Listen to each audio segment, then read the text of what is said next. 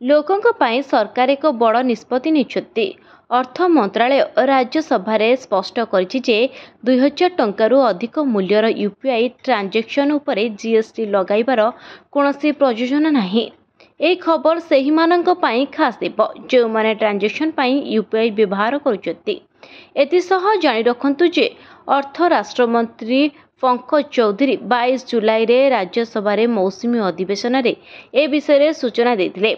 से कहिथिले जे GST counselling UPI transaction उपरे GST लागू करिबा पई कोनोसी सुपारिश करि नाही। जीएसटी काउंसिलिंग एक सांविधानिक संस्था जोंथरे केंद्र एवं राज्य एवं केंद्र शासित अंचल गुड़िकर प्रतिनिधि सामिल। एतिसह चौधरी एहा मध्य स्पष्ट करिथिले जे यूपीआई पेमेंट उपरे जीएसटी लागू करिबार कोनोसी योजना नाही। निकटरे यूपीआई ट्रांजैक्शन डाटा आधार रे कर्नाटक रो प्राय 6000 यूजर्स को जीएसटी डिमांड नोटिस पठा जाइतिला।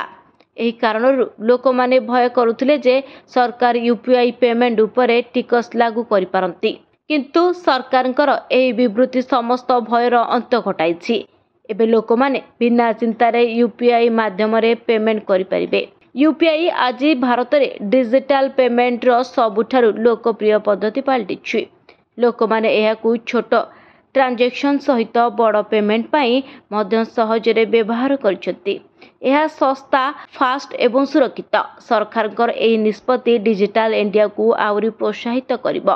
साधारण लोकों को एबे एडिशनल टैक्स किंबा ट्रांजैक्शनल लिमिट विषय रे चिंता करिबाकू पड़िबो नाही।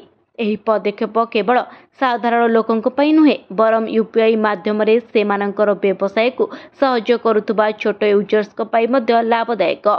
बेंगालुरु नोटिस पाइबा परे दिल्ली भली सहर रे अनेक व्यवसायी मध्य यूपीआई पेमेंट नेबारु वंचित होउछथि। ब्यूरो रिपोर्ट, न्यूज दुनिया।